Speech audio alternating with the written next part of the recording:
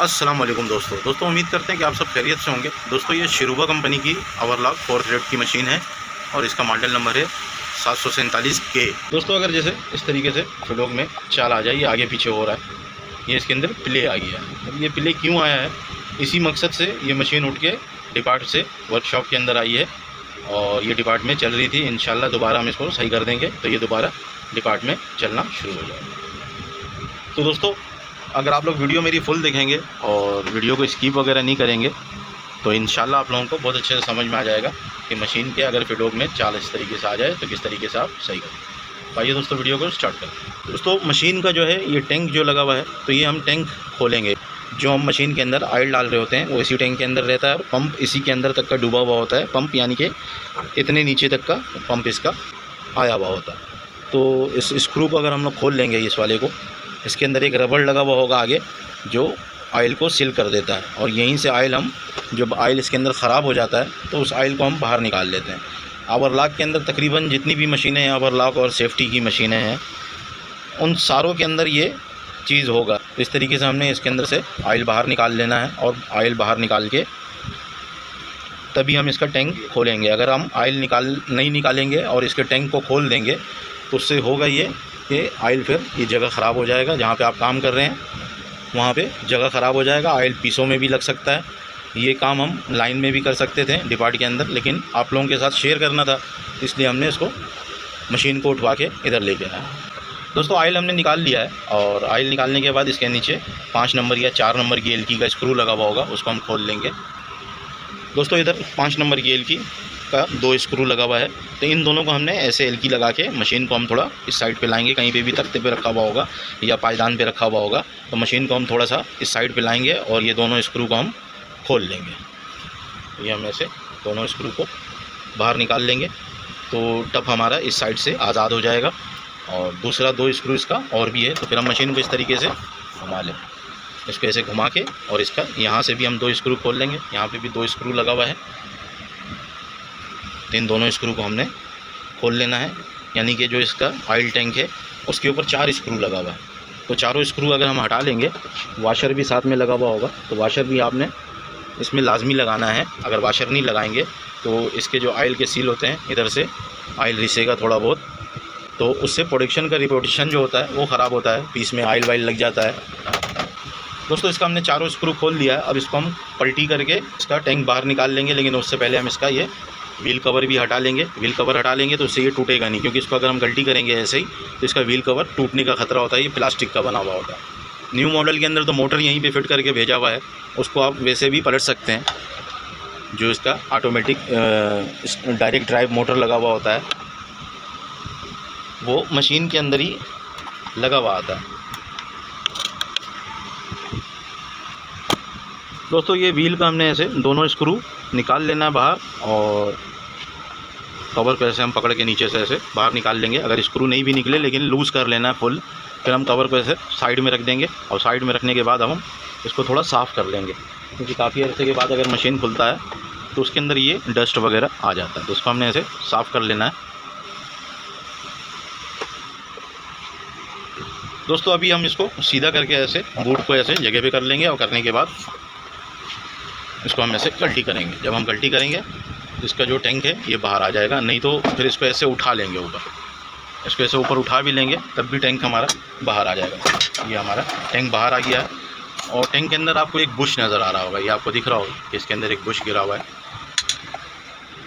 तो ये बुश जो है ये लूज़ हो गया है बॉडी के अंदर, इसीलिए ये टैंक के अंदर गिर गया है। और ये बुश कहाँ का है, ये बुश हमारा जो फिडोक केम जो हमारा लगा हुआ है, इसका जो स्टिच काउंटर लगा हुआ है, स्टिच काउंटर से आगे हमारा एक रॉड लगा हुआ होता है यहाँ पे। ये रॉड को बुश, इसी बुश के ऊपर वो रॉड हमारा चल रहा होता है। तो इसका ये बुश गिर गया है, तो इसको हम लगाते हैं और आपको दिखाते भी हैं कि ये लगेगा कैसे और इसको अपने जगह पे हम किस तरीके से सेट कर लेंगे। तो मशीन को हमने कल्टी कर लेना है ऐसे। दोस्तों ये जो रॉड लगा हुआ है ये वाला, ये इसी रॉड को सपोर्ट कर रहा है ये बुश, और ये बुश यहाँ से ऐसे लगा हुआ होता है। तो इस इधर से ऐसे ये निकल के नीचे गिर गया। और इसका दूसरा बुश ये इस तरफ बॉडी में लगा हुआ होता है और ये वाला इस तरफ ये बॉडी में लगा हुआ होता है। तो होता कुछ यूँ है कि मशीन में अगर ऑयल वाइल कम हो जाता है, जैसे मशीन में ऑयल कम हो गया और डालने में हमने थोड़ा देर कर दिया, तो मशीन चल रही होती है, तो इस वजह कर ये पुश लूज़ हो जाता है कि ऑयल अगर इस मशीन के अंदर हम सही ध्यान नहीं करेंगे। क्योंकि अभी की जो न्यू मॉडल की जितनी भी मशीनें हैं, अगर उसका ऑयल सूख जाएगा तो मशीन समझो मर गई है, मशीन को फिर कब्रिस्तान भेजना पड़ जाता है। तो कहानी कुछ ये है। तो ये ऑयल पंप का जो पाइप है हमारा, इस पाइप को हमने लूज़ कर लेना, लूज़ करके इधर ऐसे साइड में कर लेंगे ताकि हम जहाँ पे बुश लगा रहे हैं वहाँ पे आसानी से हम काम कर सकें। तो लगेगा कुछ ये बुश हमारा, ये जो सुराख होगा ये ऊपर की तरफ होगा, जो मशीन का हेड है ऊपर की तरफ होगा ताकि ऊपर से ऑयल गिरे इस सुराख के अंदर, तो इस शाफ्ट के अंदर ऑयल जाता है। तो ये थोड़ा सा यानी कि साइज़ में इसका फ़र्क आ गया। अगर हम यहाँ से देखेंगे तो ये थोड़ा मोटा है और यहाँ से अगर हम देखेंगे तो ये पतला है।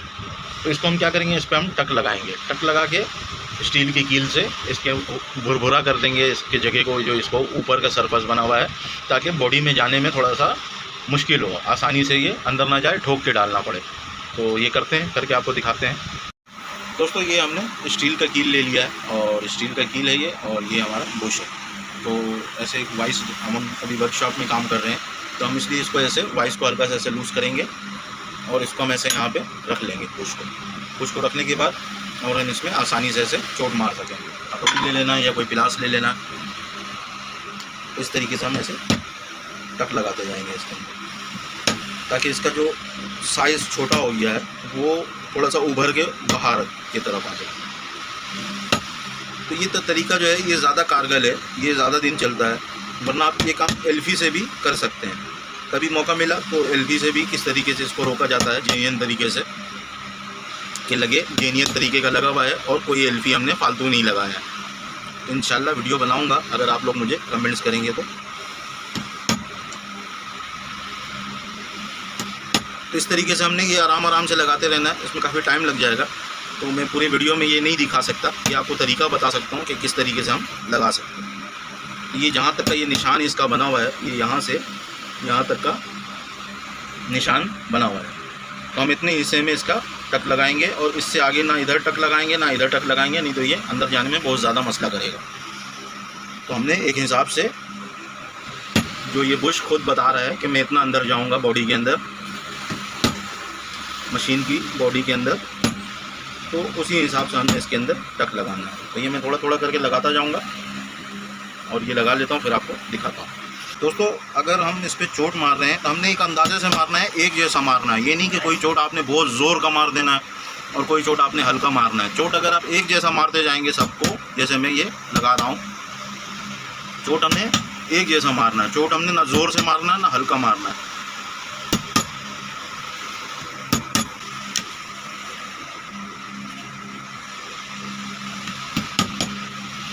दोस्तों अगर आप लोगों के पास वाइस नहीं है, क्योंकि वाइस महंगा चीज़ है, हर किसी के पास होता नहीं है, तो आप अगर ग्रिप प्लास में पकड़ लेंगे तब भी आपका काम हो जाएगा। ग्रिप प्लास सस्ता है, 700-800 रुपये में आसानी से पाकिस्तान में मिल जाता है। तो ग्रिप प्लास से मैंने पकड़ के वीडियो बनाया हुआ है, ग्रिप प्लास से पकड़ के किस तरीके से इसको टक लगाया जाता है, क्योंकि टक लगाने ही सबसे अहम काम है इसके अंदर। अगर आपकी बुश पे सही टक नहीं लगेगा और पूरे गोल हिस्से में लगाना है, ये नहीं कि कोई एक साइड पे लगाना है, पूरे गोल हिस्से में लगाना है, तभी जाके ये सही अपनी जगह पे बैठेगा। तो तकरीबन मैंने इसके पूरे गोल हिस्से पे टक लगा लिया है। ये एक जुगाड़ है और कुछ नहीं है, क्योंकि ये बुश थोड़ा सा हल्की मटेरियल का बना हुआ है, इसलिए ये जल्दी स्लिप होकर घूम जाता है। वरना इसी के शरूबा F मॉडल की जो मशीन है उसका बुश बहुत जानदार लगा हुआ है। दोस्तों ये मैंने सारे गोल हिस्से में टक लगा लिया है, अब इसको मशीन पे लगाते हैं। दोस्तों व्हील जैसे अभी हमारा बिल्कुल फ्री है, आपको दिख रहा होगा। इसको ऐसे में घुमाता हूँ तो ये आसानी से घूम रहा है। तो हम ये बुश जो लगाएंगे, बुश लगाने के बाद भी ऐसी आसानी से ये घूमना चाहिए। अगर ये आसानी से नहीं घूमेगा तो ये बुश और भी ज़्यादा कट जाएगा और ख़राब हो जाएगा। तो हम इसके अंदर लगाएंगे इसको, और यहाँ पे ये सुराख आपको दिख रहा है, इस सुराख को हमने मशीन के हेड के ऊपर की तरफ कर लेना है, जहाँ से ऑयल गिर के इसके अंदर आएगा। जो इसका ऊपर नोज़िल लगा हुआ है, जहाँ पे ऑयल गिलास लगा हुआ है, और मशीन बताती है कि मशीन ऑयल उठा रही है या नहीं उठा रही है, तो वहाँ से ऑयल गिर के इस सुराख के अंदर आएगा और फिर ये सुराख के अंदर भरेगा तो शाफ्ट के अंदर भी ऑयल आसानी से चला जाएगा। अब ये बुश इसके अंदर थोड़ा जाम हो रहा है, ये आपको दिख रहा होगा कि ये आसानी से जा नहीं रहा है। तो अगर ऑयल कम हो जाता है मशीन के अंदर तो इसके अंदर भी थोड़ा सा खराश वगैरह आ जाता है। तो हम करेंगे ये कि इसके अंदर थोड़ा रेगमाल लगाएंगे। दोस्तों ये हमने ज़ीरो का पेपर रेगमाल ले लेना है, क्योंकि ये बहुत बारीक होता है और बुश के अंदर को ख़राब भी नहीं करेगा और उसके अंदर अगर कोई खराश वगैरह होगा तो उसको भी मिटा देगा। तो ये आसानी से अगर ना मिले तो आप जो गाड़ियों का कलर वगैरह करता है, कोई भी शॉप वाला हो जो गाड़ियों में कलर करता है, कार वगैरह को कलर वगैरह करता है, तो उनके पास ये रेगमाल लाजमी होता है, क्योंकि वो पॉलीकेट लगा के गाड़ियों का डेंट पेंट निकाल देते हैं। दोस्तों इस तरीके से हमने रेगमाल को जैसे ये लपेट लेना है। तो ये हमने ऐसे लपेट लेना है, थोड़ा सा छोटा लपेटना है ताकि ये बुश के अंदर आसानी से चला जाए। तो ये मैंने ऐसे लपेट लिया और इस बुश के अंदर ये चलाई। अब इसको ऐसे हम थोड़ा घुमाते रहेंगे, 2 मिनट देंगे इसको थोड़ा टाइम देना है और इसको घुमा घुमा के ऐसे आगे की तरफ निकालना है। अगर ये आगे जाके ज़्यादा जाम होने लगे तो इसको हम थोड़ा सा फिर ऐसे रिवर्स की तरफ ऐसे ले आएंगे और ये ऐसे घुमाना है। ये सारे जगहों पे ऐसे नहीं घूमेगा, जहाँ पे घूमे बस आपने घुमाना है, क्योंकि जब ऐसे घूमेगा तो रेगमाल खुलना शुरू होता है और इस तरफ घूमेगा तो रेगमाल टाइट होना शुरू होता है, यानी कि रेगमाल छोटा होना शुरू होता है। इस तरफ घूमेगा और इस तरफ घूमेगा तो रेगमाल खुलेगा। जब खुलेगा तो ये तो इसके अंदर थोड़ा जाम बना आएगा, जब जाम बना आएगा तो ये अंदर से घिसाई करेगा। तो इसको एक अंदाजे से घुमाना है, ऐसे बहुत ज़्यादा ज़ोर से घुमाएंगे ये भी कागज़ है, ये फट जाएगा, यहाँ से टूट जाएगा ऐसे। तो ये इस तरीके से हम घुमाते जाएंगे। ये इतने एरिया में दोनों साइड पे घूमेगा, लेकिन जब हम आगे बढ़ाएंगे, क्योंकि आगे का एरिया थोड़ा खुला हुआ है, तो ये आगे मुश्किल से जाएगा थोड़ा। ये आपको दिख भी रहा होगा, इधर से फट गया, क्यों कि ये जाम हो गया, जो इसके अंदर से घिसा हुआ तांबे का स्क्रैप है वो रेगमाल पे चिपक जा रहा है। दोस्तों ये कोई एक रेगमाल में नहीं होगा, क्योंकि अगर मैं वीडियो पूरा बनाऊंगा तो घंटों से ज़्यादा का वीडियो बनता है, तो इसीलिए मैं थोड़ा थोड़ा दिखाता हूँ कि करना कैसे। अभी जैसे ये रेगमाल यहाँ से आपको दिख रहा होगा, ज़्यादा ज़ोर पड़ा, ये फट गया, तो फिर मैंने ये तकरीबन ये 5वां दफ़ा ऐसे घुमा घुमा के इसके अंदर इसको घिस रहा हूँ रेगमाल के अंदर। तो इस तरीके से हमने इसको घिसते जाना है। अब यहाँ पर आपको दिख रहा होगा कि ये जगह ख़राब हो गया, रेगमाल को हम इस तरीके से फिर लपेट लेंगे, फिर दोबारा ऐसे ही हम इसके अंदर ये डालेंगे और फिर हम घुमाना शुरू कर देंगे। तो ये 4-5 दफ़ा, 6 दफ़ा, 10 दफ़ा ऐसे घुमाएंगे, तब जाके उसके अंदर शाफ्ट के अंदर ये फ्री होगा। क्योंकि ये जाम होकर जब निकलता है तो ये इसी तरीके से अपने आप का जो शेप होता है इसका, क्योंकि ये गर्म होता है, गर्म होने से पीतल हो या सिल्वर हो वो अपना शेप चेंज कर देता है, वो शेप इसका वो नहीं रहता। तो इसी तरीके से हमने इसको घिस घिस के फिर लगाना है। तो ये अभी मैंने तकरीबन इसमें 5 से 6 दफ़ा इसको घिसा है और इसके सुराख को ऐसे ऊपर की तरफ रख के और फिर हम इसको जगह पे ऐसे फंसा के देखेंगे कि ये अंदर जा रहा है नहीं जा रहा। अब ये तकरीबन अंदर जाने के लायक हो गया है। अब हम इधर से उल्टा पेचकस रख के चोट मारेंगे।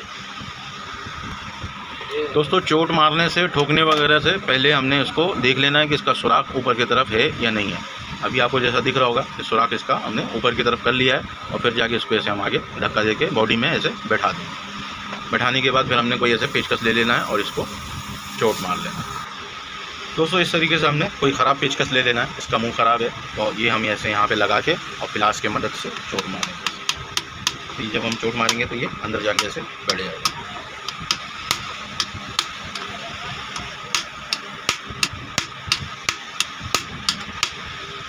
तो ये हमने इस तरीके से इसको चोट मार मार के बैठाना है। अभी और भी अंदर जाएगा। दोस्तों इस तरीके से हमने पेचकस फंसाना है और चोट मारते जाना है।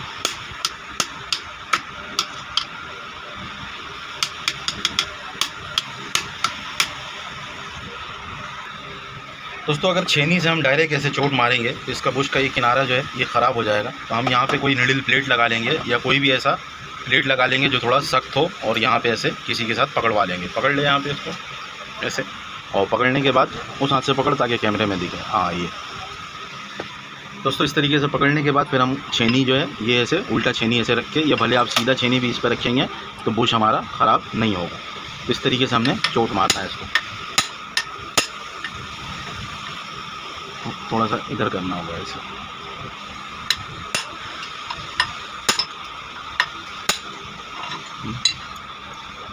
दोस्तों टक ज़्यादा लग जाने की वजह का ये व्हील भी हमारा जाम हो गया है और शाफ्ट भी हमारा जाम हो गया। इसको हम खोल लेते हैं, इसको पूरा खोलना होगा, शाफ्ट को बाहर निकालना होगा, तभी जाके ये मसला हमारा हल होगा। इसके लिए हम ये कवर ऊपर का हटा रहे हैं ताकि हम राड इधर से बाहर निकालेंगे तो निकालने में ये कवर फंसे नहीं। तो कवर सिंपल, इधर पीछे एक स्क्रू लगा हुआ है, इसको हमने लूज़ करके और ऐसे खींच लेना तो कवर हमारा हट जाएगा। इधर एक रबड़ लगा हुआ है, रबड़ को हम निकाल लेंगे। दोस्तों ये हमने इसका चारों स्क्रू खोल लेना है ताकि ये कवर यहाँ से खुल जाए और हम यहाँ से 5 नंबर की एलकी का जो स्क्रू एक लगा हुआ होता है उसको खोल सकें। तो ये कवर हम खोल लेते हैं। दोस्तों चारों स्क्रू निकालने के बाद कवर को हम ऐसे हटा देंगे साइड में और यहाँ पे 5 नंबर की एलकी का स्क्रू लगा हुआ है, ये हम खोल लेंगे।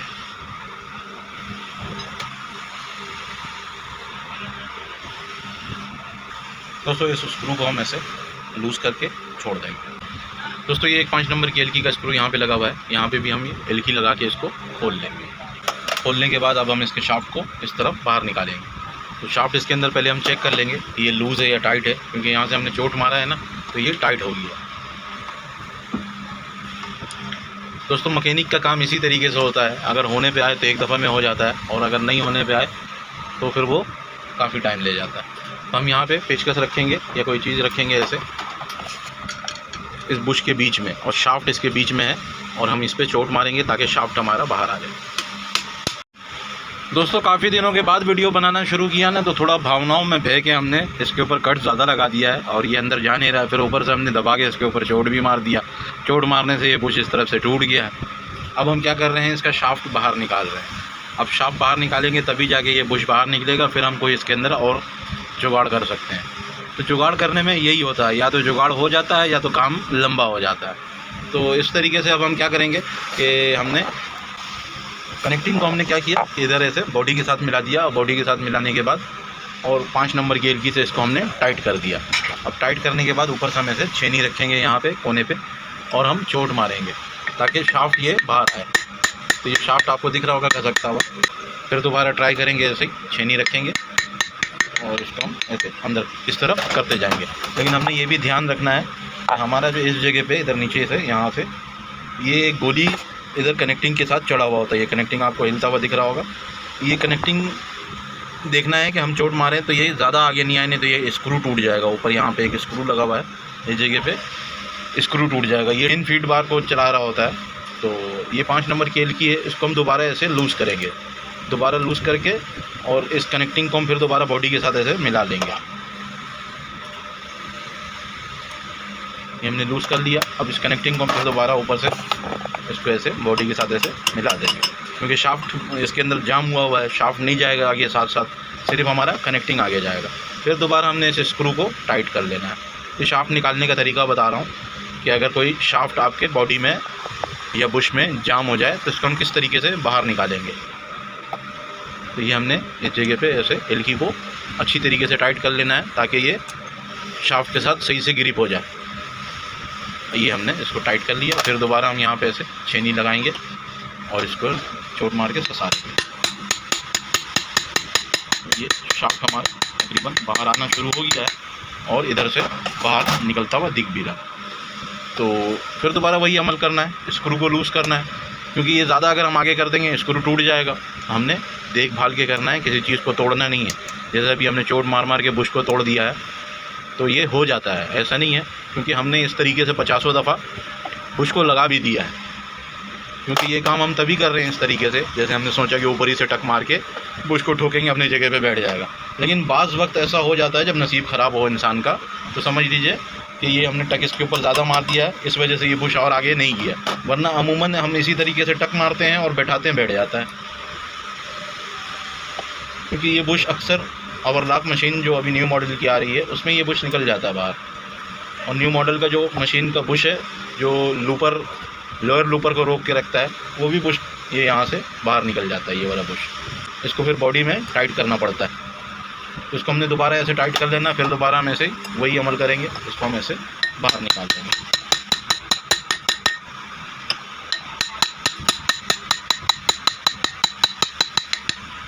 दोस्तों अभी हम लूज़ करके छोड़ देंगे और जो शाफ्ट हमारा इस साइड से बाहर आया है फिर हम यहाँ से खींच के देखेंगे कि ये बाहर निकल रहा नहीं निकल रहा। दोस्तों इसके साथ एक स्प्रिंग लॉक लगा हुआ है, इसको हमने निकाल लेना है पिलास या छोटे पेचकस की मदद से, क्योंकि ये छोटे पेचकस की मदद से आसानी से निकल जाता है और पिलास से थोड़ा ज़ोर लगाना पड़ता है। तो ये हमने निकाल लिया है और निकालने के बाद यहाँ पे हम ग्रिप ग्लास लगाएंगे। ग्रिप ग्लास को हमने ऐसे सीधा करके अपनी जगह पे सेट कर देना है। इधर से एडजस्टमेंट करेंगे ग्रिप ग्लास को। ये अब हम इसको ज़ोर से ऐसे दबाएंगे तो हमें अंदाज़ा मिलेगा कि कितना फोर्स पड़ रहा है, यानी कि ज़ोर पड़ रहा है। यहाँ पे हमने इसको ऐसे फंसा लेना है और ऐसे हिला के देखना है। शाफ्ट अभी भी हमारा बहुत ज़्यादा जाम है, इससे ये साफ जाहिर है कि शाफ्ट हमारा अभी भी बहुत ज़्यादा जाम है। ग्लास का एंगल चेंज कर लेते हैं, ऐसे इस एंगल में अब हम इसको लगा लेते हैं। जो हमारा ग्रिप ग्लास है इस एंगल में लगा के इसको ऐसे ऐसे हिला के देखते हैं, तो बिल्कुल भी नहीं हिल रहा है अभी भी। तो हम क्या करेंगे, वही अमल दोबारा करेंगे जो हम पहले कर रहे थे, क्योंकि यहाँ से ये घसक रहा है। एलकी को हम टाइट करेंगे, पहले ये कनेक्टिंग कॉम बॉडी के साथ ऐसे चिपका देंगे, फिर हम क्या करेंगे, इसको टाइट कर लेंगे। एलकी हम सीधा कर लेंगे, क्योंकि चोट मारने से ये आगे की तरफ चला जा रहा है और ज़्यादा ऐसे आगे की तरफ ऐसे चला जाएगा, ऐसे आगे की तरफ ये कनेक्टिंग। तो हमारा जो ऊपर निडल प्लेट लगा हुआ है वो निडल प्लेट के साथ फिडोग अंदर चल रहा है, तो फिडोग हमने खोला नहीं है, वो टूट जाएगा। इस चीज़ का भी हमने ध्यान देना है कि एक साइड पे इसको ज़्यादा बेंड होने नहीं देना। स्क्रू को हम अच्छी तरीके से टाइट करेंगे। ये हमने टाइट कर लिया। टाइट करने के बाद फिर हम इस जगह पे से छेनी लगा के हथौड़ी से चोट मारेंगे। अभी ये तकरीबन थोड़ा नरम लग रहा है मुझे, क्योंकि अभी हमने जो चोट मारा है इस पर इतना ज़्यादा ज़ोर से चोट नहीं मारना पड़ा मुझे, ये आसानी से बाहर की तरफ निकलना, यानी कि बाहर की तरफ आने लगा था। तो अभी ये हिलना भी शुरू हो गया है। फिर दोबारा हम इधर से ग्रिप ग्लास फंसाएंगे और इसको मैं से घुमाएंगे। अभी आपको दिख रहा होगा कि ये बाहर आ रहा है। इसी तरीके से ये हम निकाल लेंगे, क्योंकि जब हमारा काम बढ़ गया है तो फिर हमें दूसरे तरीके से काम करना पड़ता है, क्योंकि मशीन हमने लाइन में चलाना है। अगर हम एक बुश के चक्कर में अभी इसको अगर हम बंद कर देंगे तो मशीन साइड में रखा जाएगी, फिर पता नहीं कब बुश बंद क्या आए नहीं आए। तो हम इस तरीके से इसको चला लेते हैं। कनेक्टिंग को हम साइड में कर देंगे। अब इस बुश को हम दोबारा इस तरफ निकालेंगे। अब इस तरफ निकालने के लिए हमने इसके अंदर कोई एक नट बैठाना है और फिर चोट मारना है। दोस्तों ये स्क्रू का कबाड़ वाला बक्सा है हमारा, ये कंपनी के अंदर 20 साल से इसके अंदर सामान जमा होते होते इतना सारा हो गया। स्क्रू है सिर्फ इसके अंदर। तो इसके अंदर से हमने एक स्क्रू निकाला है जो उस बुश के साइज़ का है। दोस्तों इसको हमने स्क्रू को ऐसे यहाँ पे लगा देना है और ऐसे छोड़ के फिर हम यहाँ पे शाफ्ट लगाएंगे, ऐसे यहाँ पे। ये हमने शाफ्ट लगा लिया। शाफ्ट लगाने के बाद स्क्रू को सेंटर कर लेंगे। चाहें तो आप रेगमाल लगा लें, स्क्रू के ऊपर थोड़ा सा रेगमाल लपेट लें, स्क्रू खुद ब खुद सेंटर में आ जाएगा। अब हम क्या करेंगे, इसको चोट मार के बाहर निकालेंगे। इधर से हम चोट मारते रहेंगे, ये बुश हमारा रिटर्न बाहर आ जाएगा। अगर आप इस तरीके से दिखाऊँ मैं आपको, तो यहाँ से हम ऐसे चोट मारते जाएंगे तो बुश हमारा वापसी बाहर आ जाएगा। ये हमने बाहर निकाल दिया बुश को, क्योंकि इसका और तरीका नहीं है बुश निकालने का, यही एक तरीका है जिससे हम बुश बाहर निकाल लेते हैं। ये हमने चोट मार मार के बुश का ये हाल कर दिया है, तो घबराने का कोई बात नहीं है इसके अंदर। ये अभी भी काम करेगा। इसको हम इतना काट देंगे यहाँ से और काट के दोबारा बैठाएंगे तो इंशाल्लाह ये काम करेगा और सही चलेगा, बेहतरीन चलेगा। तो इसको हम ग्राइंडर पे काट लेते हैं। दोस्तों बुश को हमने ऐसे शाफ्ट में फंसा लिया है और फंसाने के बाद हम वाइस के ऊपर इसको ऐसे चोट मारेंगे।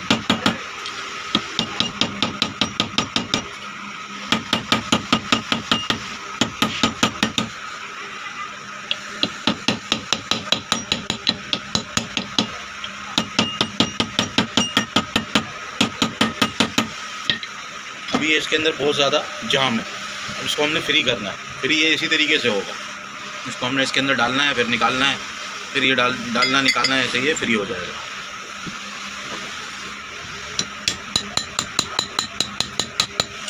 ये हम इस तरीके से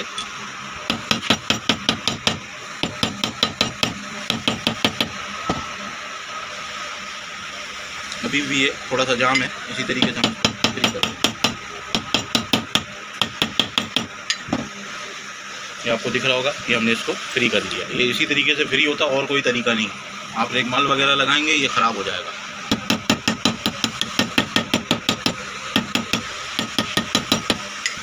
ये हमने इसको इसके अंदर फ्री कर दिया। अब हम क्या करेंगे, इसको हम थोड़ा सा जो हमने टक लगाया है इसको हल्का हल्का थोड़ा सा घींच लेंगे ग्राइंडर से।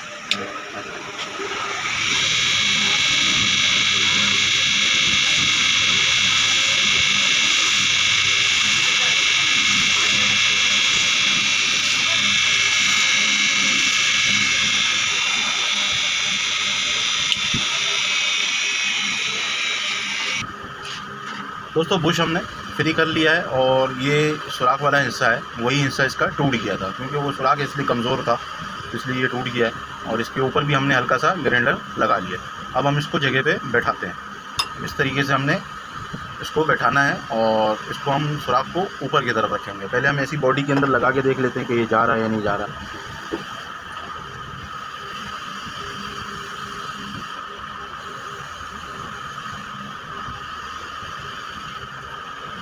दोस्तों ये चोट लग के इसका जो दूसरा हिस्सा है, क्योंकि चोट हम इसी साइड से मार रहे थे, तो इसका ये हिस्सा थोड़ा मोटा हो गया। इसको हम थोड़ा और घिसते हैं। दोस्तों ये हमने इसका ये हिस्सा घिस के एक जैसा कर लिया है तकरीबन। और इसको हम सुराख को, जो इसका ये टूटा हुआ हिस्सा है, इसको ऐसे ऊपर की तरफ रखेंगे और ऊपर की तरफ रख के इसको हम ऐसे जगह पे बैठाएंगे। तो ये तकरीबन जगह पे बैठ गया है। अब दोबारा हम यहाँ से ऐसे नट लगाएंगे। ये हमने यहाँ पे ऐसे नट रख लेना है और नट रख के फिर हम शाफ्ट के अंदर ऐसे, बुश के अंदर इधर से ऐसे शाफ्ट को डालेंगे और नट को हम सेंटर में कर लेंगे। सेंटर में करके फिर हम चोट मारेंगे इधर से।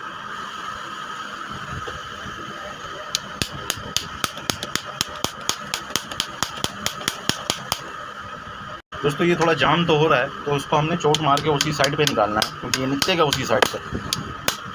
क्योंकि अब ये भले ज़ोर से मारें या कैसे भी मारें, इसको निकालना हमने उसी साइड पे। इसके ऊपर थोड़ा रेगमाल लगा लेते हैं ताकि ये एक जैसा हो जाए, क्योंकि अब ये जुगाड़ है, हो सकता है एक दफ़ा फिर इसको उस तरफ निकालना पड़े, और जब ये एक दफ़ा उस तरफ निकल जाएगा तो तभी जाके ये मसले का हल आएगा। अभी फिर ये खुद ब खुद उसके साइज़ का हो जाएगा और अंदर से इसका जो पोजीशन है, इसका अंदर का जो सुराख है, उसका साइज़ आउट हो जाएगा। तो फिर दोबारा हमें उसी तरीके से जो हथौड़ी मार के हमने इसको फ्री किया था, उसी तरीके से हम इसको फ्री कर लेंगे।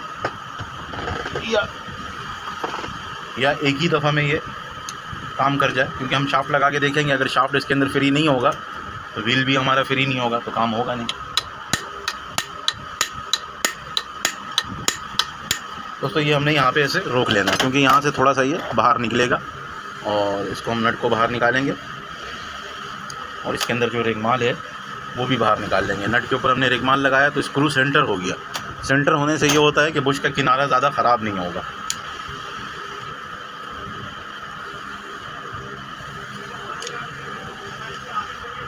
रेगमाल निकल जा तो किधर भी निकल जा, किधर भी निकल जान छोड़। ये हम इधर से बुश को दोबारा डालेंगे ऐसे और यहाँ से ऐसे उसको अंदर लेके जाएंगे और देखेंगे वहाँ पे ये सही अंदर जा रहा है नहीं जा रहा है। अभी आपको दिख रहा होगा ये नहीं जा रहा है अंदर, यहाँ पे अटक जा रहा है। अगर हम चोट वोट मारेंगे, कुछ करेंगे तो ये हो सकता है जाम हो जाए। हम इस बुश को दोबारा निकालेंगे, इस बुश को हम उस तरफ दोबारा निकालेंगे। जब उस तरफ हम दोबारा निकालेंगे तो ये फिर फ्री हो जाएगा, फिर अपनी जगह पे सही बैठेगा। रेगमाल को हमने ऐसे लपेट लेना है और लपेट के इसके बुश के अंदर हम ऐसे बैठाएंगे। रेगमाल का साइज़ जो है वो ऐसे तय करना पड़ता है कि कितना बड़ा रेगमाल लगेगा। तो दोबारा हम ऐसे ट्राई करेंगे तो ये बैठ गया हमारा। अभी हम फिर दोबारा ऐसे शाफ्ट यहाँ पे लगाएंगे और शाफ्ट लगा के बुश को हम उस तरफ निकाल देंगे। ये हमने बुश को दोबारा उस तरफ निकाल लिया। अब हम इसके अंदर दोबारा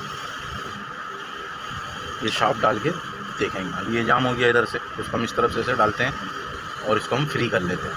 जैसे वाइस पे हमने चोट मार मार के फ्री किया था, उसी तरीके से इसको हमने फ्री कर लेना है। दोस्तों बुश को हमने शाफ्ट को हमने बुश में दोबारा फ्री कर लिया और फ्री करने के बाद फिर दोबारा वही अमल, सुराख ये जो टूटा वाला हिस्सा है इसको हम ऊपर की तरफ ऐसे रखेंगे और रख के इसको हम ऐसे जगह पे बैठा देंगे। तो हमने जगह पे बैठा दिया। बैठाने के बाद अभी हम नट नहीं रखेंगे, अभी हम ऐसा कोई सीधा चीज़ रखेंगे, ऐसे यहाँ ऐसे सीधा चीज़ रखेंगे और शाफ्ट को ऐसे यहाँ से लेके जाएंगे। शाफ्ट को ऐसे लेके जाना है और ऐसे ये कोई भी सीधा पट्टी वगैरह या कोई भी प्लेट वगैरह जो यहाँ पे एडजस्ट हो जाए आराम से, और फिर हम इधर से ऐसे चोट मारेंगे तो ये बैठ जाएगा।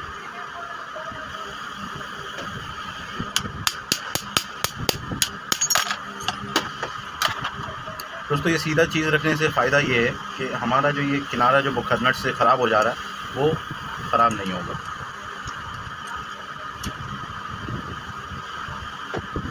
फिर दोबारा चोट मारना है।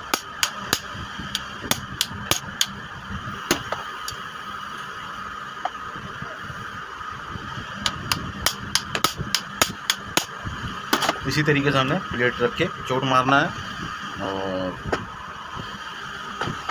इसको जगह पे बैठा देना है। तो ये हमने फिर दोबारा ऐसे रख के चोट मारना है, तो ये जगह पे जाके बैठेगी।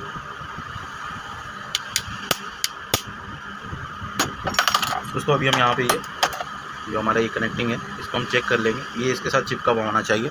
अभी भी थोड़ा सा और अंदर जाएगा, इसको हम थोड़ा सा और अंदर कर लेते हैं, लेकिन हम ये देख लेते हैं कि बुश हमारा जाम तो नहीं हो गया। अगर बुश जाम हो गया तो इसको फिर दोबारा निकालना पड़ेगा।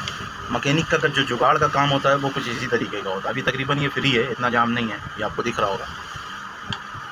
तो थोड़ा भारी चीज़ से चोट मारना पड़ेगा। हथौड़ी देख लेते हैं। दोस्तों पहले हम प्लेट लग का निडल प्लेट रख के मार रहे थे, तो ये तकरीबन यहाँ से ख़राब हो चुका है, टूट चुका है। तो इसको हम यहाँ पे से, ये दूसरा पट्टी है कोई सा भी ऐसा लोहे का पतरी है, तो इसको हमने ऐसे यहाँ पे रोक लेना है और फिर हम चोट मारेंगे। दोस्तों अभी हम यहाँ पे ऐसे रोक के और फिर दोबारा हम ऐसे ये कनेक्टिंग यहाँ पे ऐसे चेक कर लेंगे कि ये यहाँ पे बैठ भी रहा नहीं बैठ रहा है। तब ये बिल्कुल सही है, आपको दिख रहा होगा कि ये बिल्कुल इसके साथ सही बैठ रहा है। दोस्तों अभी हमने शाफ्ट को लगाना है। शाफ्ट हमने ऐसे यहाँ से एंटर करना है और एंटर करके इसके अंदर भी एंटर कर लेना है।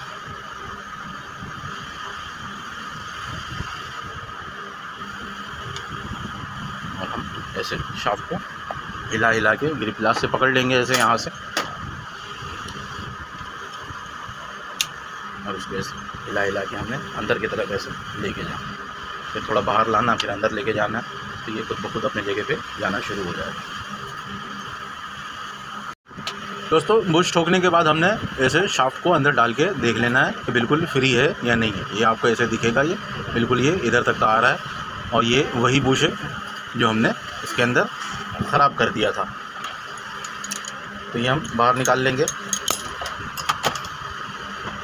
और इसका जो ये कनेक्टिंग वगैरह हमने हटाया हुआ है, इस कनेक्टिंग को इधर बैठा लेंगे और यहाँ पे एक स्क्रू लगा लेंगे। जो इसका स्क्रू है यहाँ पे, ये केम वाला स्क्रू है, तो ये हमने यहाँ पे ऐसे लगा के टाइट कर लेना। ये इसलिए खोला था कि ताकि थोड़ा जगह बन जाए काम करने के लिए। तो ये 8 नंबर के पानी से हमने अच्छी तरीके से टाइट कर लेना है। ये डिफरेंडर जो फीड बार लीवर है, उस लीवर को ये सपोर्ट करता है। अगर हम इसको दबाएंगे ऐसे इधर से लूज़ करके, ये जो हमारा डिफरेंडर फीड बार लीवर है इसको ऊपर नीचे करने में मदद करता है। तो इसको हमने अच्छी तरीके से स्क्रू को टाइट कर लेना है।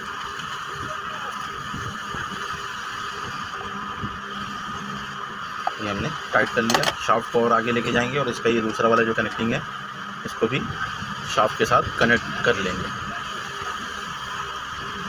ये हमने शाफ्ट के साथ इसको कनेक्ट कर लेना है और शाफ्ट को फिर हम आगे लेके जाएंगे। हमारा काम बिल्कुल सही हो रहा है। यहाँ पे ऐसे हमने एक लॉक निकाला था, स्प्रिंग लॉक, तो स्प्रिंग लॉक को हमने जगह पे बैठा लेना है।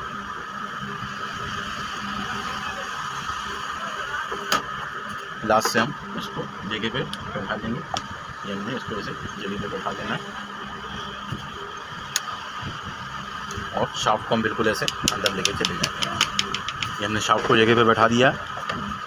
व्हील घुमा के देखेंगे, बिल्कुल फ्री होना चाहिए। देखिए बिल्कुल फ्री है। इंशाल्लाह ये पुशअप दोबारा नहीं निकलेगा। हमने जाम करके अच्छी तरीके से फिर इसको टाइट कर दिया। अब हमने करना क्या है कि ये 5 नंबर की जो दोनों एलगी का स्क्रू हमने लूज़ किया था, जो फिडोक का सेटिंग है वो यहीं से होगा। निडल प्लेट के जो सेंटर में हमने फिडोक को चलाना होता है वो हम यहीं से चलाएंगे। तो इसको हमने हल्का हल्का टाइट कर लेना है ताकि हम उसकी सेटिंग कर सकें, फिडोक क्या निडल प्लेट के हिसाब से सेंटर कर सकें। तो ये हमने टाइट कर लिया है और दूसरा भी हम इसी तरीके से थोड़ा टाइट कर लेंगे ताकि जब हम हाथ से व्हील घुमाएं तो ये व्हील के साथ भी मूव हो और टाइमिंग भी हम इसका बांध सकें। तो ये वाले स्क्रू को भी हमने ऐसे यहाँ पे टाइट कर लेना। ये जब टाइट करेंगे तभी इसका मेन फीड बार काम करेगा। ये डिफरेंडर फीड बार के साथ कनेक्ट होता है। तो ये हमारा फीड बार काम करना शुरू कर दिया, ये आपको दिख रहा होगा। अब हम मशीन को सीधा कर लेंगे, सीधा करके ऊपर से फिडोक को सेंटर कर लेंगे। दोस्तों इस जगह से जो रबड़ निकाला था, इस रबड़ को भी हमने यहाँ पे लगा लेना है ताकि ऑयल यहाँ से ना निकले। हल्का प्लास से ठोक लें या किसी चीज़ से ठोक लें। तो ये हमने जगह पे बैठा लिया है। अब हम मशीन को सीधा कर देंगे।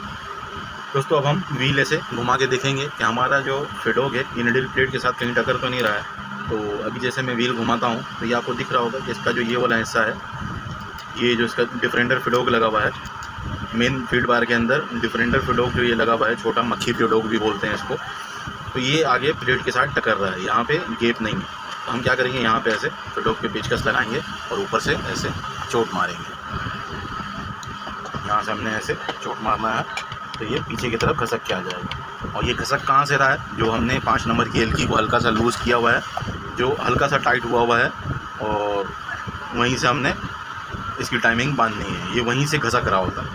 तो इसका हमने टाका को फुल कर लेना है यहाँ से बटन दबा के, टाके को हमने यहाँ से फुल कर लेना है। और फुल करने के बाद ही हमने इसका फिडोक का सेटिंग करना है निडल प्लेट के हिसाब से कि निडल प्लेट के सेंटर में चले। अभी अगर आप देखेंगे तो फिर दोबारा जब हमने टाका का फुल किया, इसका टाका बड़ा किया, तो फिर दोबारा ये आगे प्लेट के साथ टकर रहा है, तो इसको हम फिर और थोड़ा सा पीछे कर देंगे, इधर से पेचकस लगा के, और जैसे हम चोट मारेंगे तो ये पीछे की तरफ आ जाए। घसक वहीं से रहा है, जो 5 नंबर की एलकी हमने लूज़ किया हुआ है, ये वहीं से घसक रहा है। फिर इसी तरीके से हम इस साइड पे भी देख लेंगे, इसका जो दूसरा साइड है, ये इसका यहाँ पे निडल फिडोक जो है, इसका जो बैक साइड पे निडल प्लेट का जो बैक साइड है, यहाँ पे मक्खी फिडोक चल रहा है। यहाँ पे भी हम देख लेंगे कि यहाँ पे ये पीछे टकर तो नहीं रहा है, अगर टकर रहा है तो आगे हल्का सा गैप है, ये हल्का सा आगे जाएगा, पीछे ज़्यादा आ गया है, तो इधर हम पेचकस रख के ऐसे हल्का सा चोट मारेंगे तो ये हल्का सा आगे चलेगा।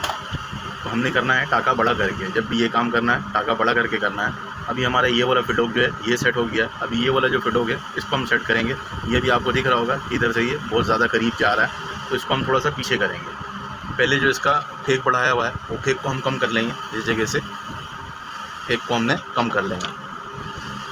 ये बहुत ज़्यादा टाइट है, हाथ से खुल नहीं रहा है, तो प्लास से हम इसको ऐसे खोल लेंगे। ये हमने फेक कम किया इसका। फेक कम करने के बाद दोनों फिडोक को हमने एक जैसा चलाना है, ताकि दोनों एक जैसा चले, यानी कि एक ज़्यादा चल रहा और एक कम चल रहा है। तो हमने अभी आपको दिख रहा होगा ये दोनों फिडोक एक जैसा चल रहा है। तो ये दोनों फिडोक एक जैसा करने के बाद यहाँ पे हम गैप चेक कर लेंगे, ये निडल प्लेट के साथ टकर तो नहीं रहा है। अभी आपको दिख रहा होगा कि ये थोड़ा ज़्यादा करीब है, यहाँ कम से कम 2 mm का गैप हमें लाना है। तो यहाँ पे हम ऐसे पेचकस फंसाएंगे और हम चोट मारेंगे, तो हमारा जो ये पीछे वाला फिडोक है ये पीछे की तरफ आएगा।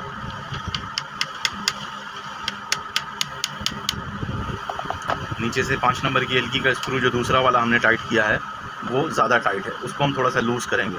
अगर वो ज़्यादा टाइट नहीं होगा तो ये घसकेगा, अगर वो ज़्यादा टाइट होगा तो यहाँ से घसकेगा नहीं।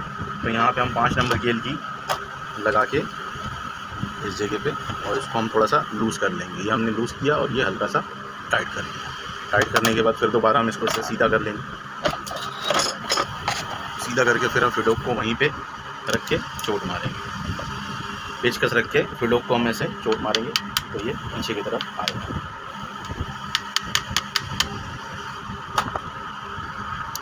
तो दोस्तों ये हमारा फिडोक का सेटिंग बिल्कुल सही हो गया। अभी ये व्हील भी आसानी से घूम रहा है, कहीं पे जाम वगैरह नहीं हो रहा है, और फिडोक भी हमारा निडल प्लेट के साथ कहीं पे टकर नहीं रहा है। तब हमने क्या करना है, जो हमने 5 नंबर की एलकी को हल्का हल्का टाइट किया है उसको फुल टाइट करना है, और इसके सारे सामान को फिट कर देना है, और फिर इसको हम लाइन में चलने के लिए दे सकते हैं। दोस्तों ये 5 नंबर की एलकी को जो स्क्रू को हमने हल्का सा टाइट किया था, दोस्तों ये 5 नंबर की एलकी का स्क्रू को जो हल्का सा हमने टाइट किया था इसको हमने फुल टाइट कर लेना है। और इसी तरीके से ये वाला भी स्क्रू जो है इसको भी हम फुल टाइट कर लेंगे, इसको भी हमने अच्छी तरीके से टाइट कर लेना है ताकि ये चलते हुए खुले।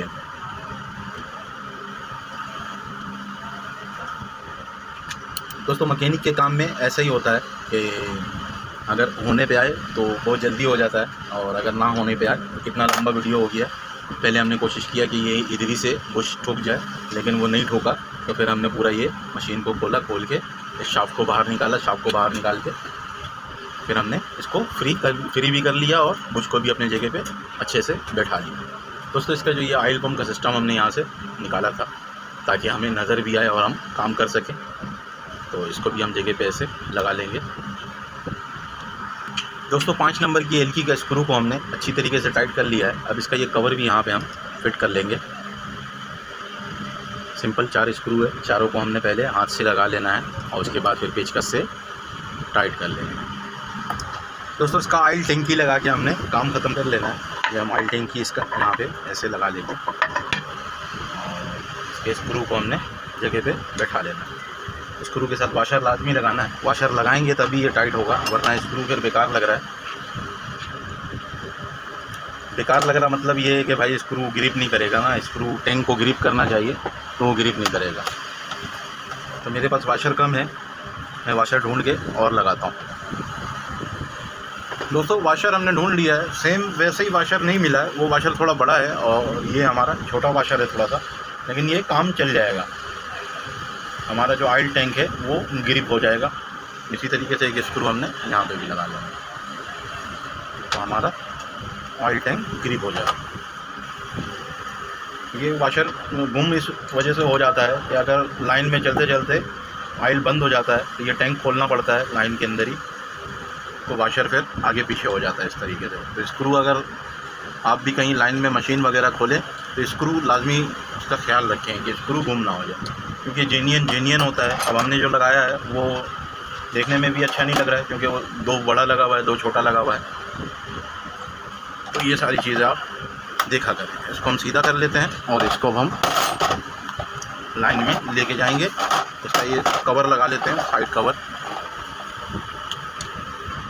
ये जगह पे साइड कवर लगेगा।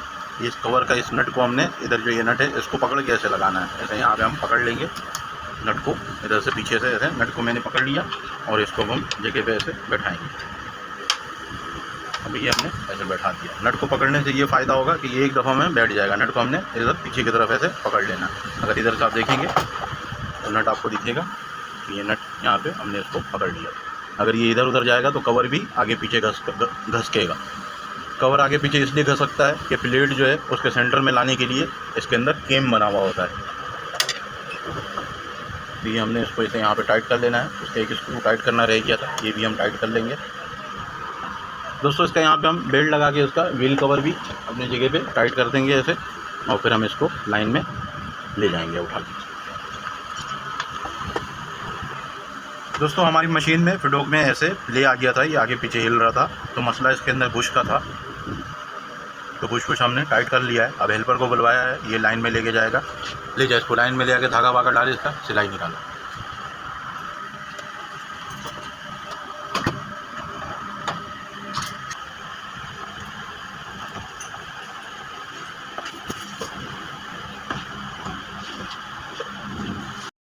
दोस्तों मशीन हमारा डिपार्ट में आ गया है और हमने इसके अंदर धागा वगैरह लगा लिया है। और धागा लगाने के बाद हम ये होजरी फैब्रिक पे चला के चेक करते हैं। पावर ऑन कर लेंगे मशीन का, और पावर ऑन करके तो चला लें। तो ये हमारी मशीन का सिलाई आ रहा है, ये आपको दिख रहा होगा। इसका टाका थोड़ा बड़ा है, टाका छोटा बड़ा अगर करना है तो, क्योंकि हमने जो इसकी सेटिंग की है टाका छोटा बड़ा करना है तो हम बटन से कर लेंगे, और जो हमने फिडोक की सेटिंग की है वो टाका बड़ा करके किया था, तो हम टाका यहाँ से छोटा कर लेंगे जैसा हमारा रिक्वायरमेंट है टाके का। जैसे हम जो काम सी रहे हैं यहाँ पे, ये भी हमने टाका छोटा किया है, ज़्यादा छोटा हो गया है। अभी हम थोड़ा और बड़ा कर लेंगे इसको। ये हम यहाँ से टाका बड़ा कर लेंगे। तो ये हमारा सिलाई आ रहा है। मशीन की बहुत बेहतरीन सिलाई आ रही है। दोस्तों वीडियो हमारी फुल देखा करें, फुल देखेंगे तभी आपको समझ में आएगा। और अगर आप मशीन का मैकेनिक का काम सीखना चाहते हैं तो वीडियो फुल देखेंगे तभी आपको समझ में आएगा कि किस तरीके से मशीन सेट किया जाता है। दोस्तों उम्मीद करते हैं मेरी वीडियो से आप लोगों को कुछ सीखने को मिला हो। अगर कुछ सीखने को मिला है तो मेरी वीडियो को अपने दोस्त यारों के साथ लाजमी शेयर कीजिएगा, और अपने जॉब पार्टनर के साथ भी लाजमी शेयर कीजिएगा। अगर आप में से कोई भाई मुझे पहली दफ़ा देख रहा है, सुन रहा है, तो मेरे चैनल को सब्सक्राइब कर लीजिएगा और बेल आइकन भी लाजमी प्रेस कीजिएगा, ताकि इस किस्म की कोई भी मैं नई वीडियो बनाऊं तो उसका नोटिफिकेशन आपको भी सबसे पहले मिल जाए।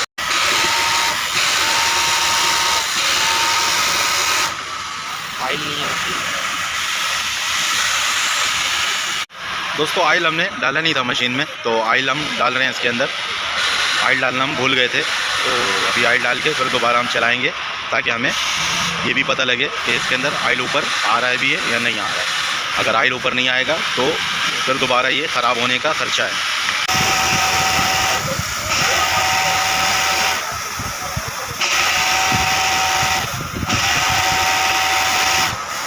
दोस्तों मशीन हमारी प्रोडक्शन में चलने के लिए बिल्कुल रेडी है। मशीन ऑयल भी सही उठा रहा है और इंशाल्लाह ये अब अच्छी चलेगी। एंड दोस्तों अल्लाह हाफिज़।